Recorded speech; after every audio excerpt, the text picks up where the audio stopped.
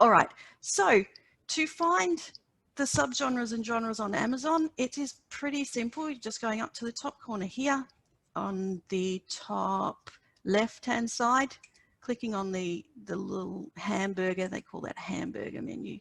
Coming to Kindle e-readers and books, click on that and go into Kindle books in there.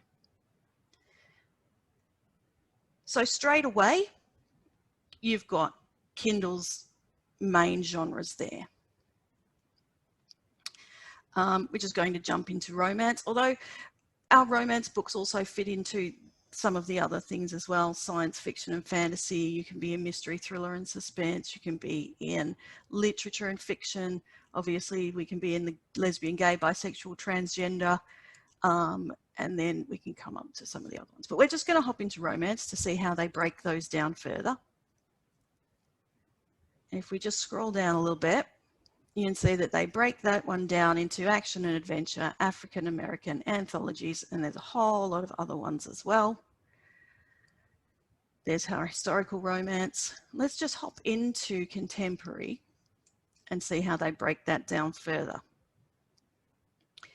So you can refine then by your type of hero and your romantic theme. So they target fairly tightly. If we go into, actually, just because there's quite a few of us who do historical, we'll just hop into historical as well, just for a quick look. You can see historical breaks down into generally time periods, but then if you go into those time periods, some of them break down even more. But of course not that one. But you can still then break it down through your heroes and themes. All right, so I'm going to come back to the PowerPoint presentation. So you're going to see me again. I'll smile pretty. And then we want to share that one. All righty. And I need to find my notes as well. There they are. Okay, so Amazon isn't the be all and end all. What you have on the screen there is Wikipedia's list of genres. And if you go to Goodreads, they also have young adult, children, gay, women, graphic novels, memoir, and queer. If we're looking at subgenres, Harlequin breaks them up fairly small, actually, into erotic, contemporary, Western, historical, romantic suspense, paranormal, and inspirational. But if you have a look at Romance Writers of America, their subgenres are contemporary, erotic, historical, paranormal, romance with spiritual elements, rom-sus, and young adult. So those subgenres are quite broad still. So that's why then we come down to the themes and the tropes. Because, for example, if you write a contemporary romance, there's a whole pile of different ways that you could write that. And people do dig deep to find the ones that they particularly want. So looking at our themes, literary devices, the list of themes there is truly awesome. And TV tropes is my go-to for tropes, but you have to ignore their slightly snarky tone. And don't get shitty because they don't just pick on romance, they pick on everyone. These are all far too big. These lists are enormous, so they're too big to fit on one slide. So go have a look at those. Or you could just hop on Google and look for another list. This was one that I just found. A romance tropes, 61 different options, but still it doesn't include the reverse harem or the bully romances or any of those things. So yeah, the list is out of date.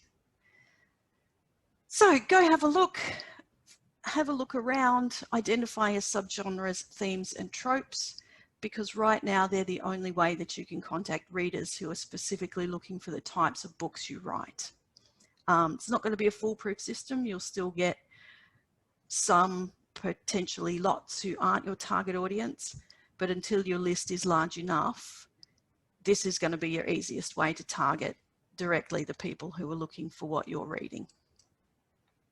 Alrighty, so now we've looked at who your audience is, we need to have a look at how you're going to get that audience. And there are 3 things that you're going to need to build that audience. You need your email delivery system. We're going to be looking at MailChimp and MailerLite, but obviously there's a bunch of others. Aweber, MadMimi, Constant Contact, Infusionsoft, that other one, SendFox, that's the one. There's always new ones coming up. So yeah, which one should you choose? If you haven't already chosen one, I always suggest MailerLite. Dave Chesson, who is the Kindlepreneur online, did a recent review of the top 4 mail delivery services. And the link for that is in the manual at the end of lesson 1, session 1. And he agreed that MailerLite was the #1 choice, except if you only have a Gmail or a Yahoo or a Hotmail, and sometimes a BigPond or an Optus kind of address, one of those big base of email places, then MailerLite won't accept your email address. So you have to go with MailChimp or some other option. If this is you and you want to use MailerLite, then go buy your website and get an email address connected to it. It's very simple, not expensive. Go do it. Ask me more about that on Thursday in the Facebook group. Now, the other thing is that you should pay for the service that you use, in this case, MailerLite or MailChimp. But the question might be, why on earth would you pay for something that you don't have to pay for? And the reason is because both of those services put critical functions behind the paywall. You can send a newsletter out on the free service, absolutely, no problem. But you won't have access to template builders, some reporting, integrations, and some other tools that are going to make running and looking at the data in your newsletter much easier.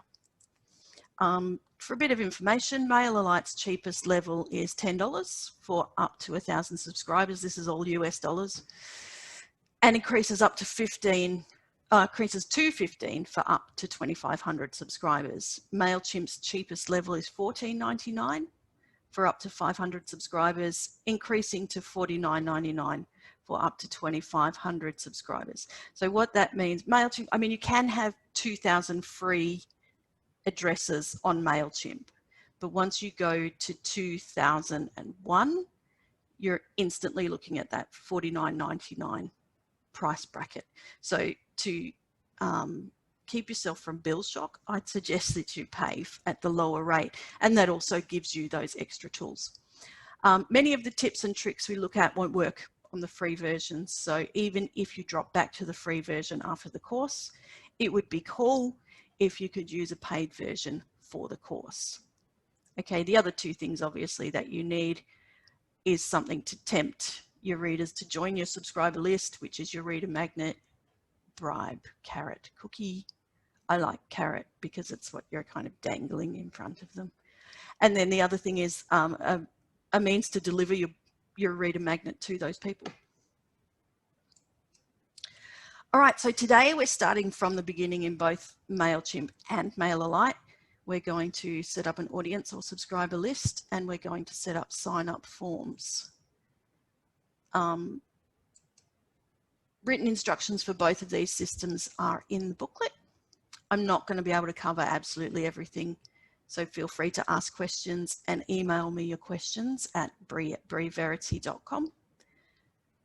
And the idea behind today is so that you can get familiar with these systems so you can tinker in them.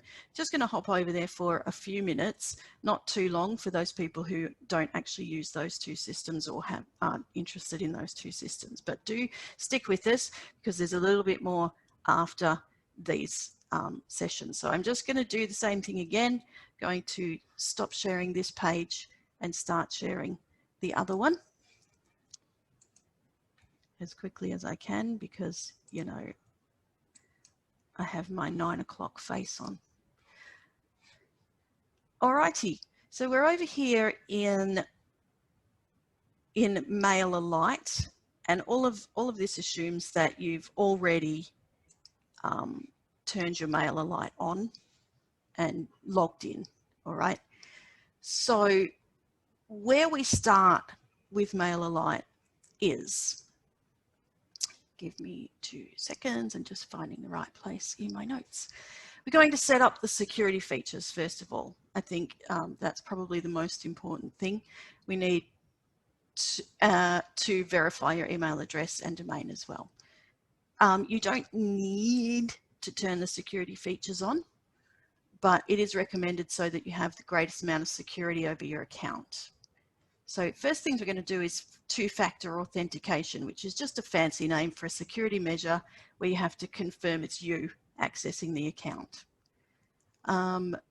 So once you're signed in, you just click on your author name at the top right-hand corner. Click on My Profile. And then we scroll down to where it says two-factor authentication. All right. You're then going to need to, well, we click that, turn that on first. You then need to download the Google Authenticator onto your phone or your tablet. It's all very straightforward. There's loads of, the instructions are very straightforward. But so you download that, click on basically the big red and white plus symbol at the bottom of the page, click on the scan a barcode option, and then just hold your phone so that the barcode, it takes a photo of it, just automatically does it when it sees it there.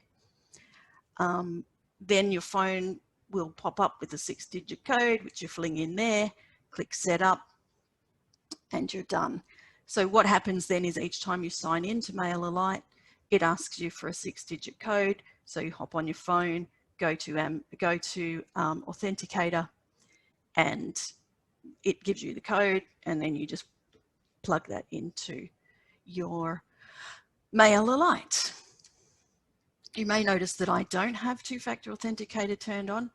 I don't really like it, but it's smart to use, and if you're smarter than me, you probably should use it. So the email verification, you need to verify the email address that you're going to use.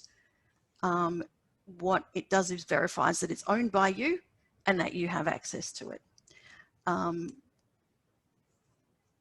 So to do that in MailerLite, we just click on the account title. I'm sorry, your account title. Click on domains. And then you're just adding domain. Make sure you use the first add domain button. There's a whole pile of them. We're just using the first one. Put your email address in there. Click send verification email. Obviously, an email then pops off to your email address. You go in there, follow the instructions, and it automatically does it.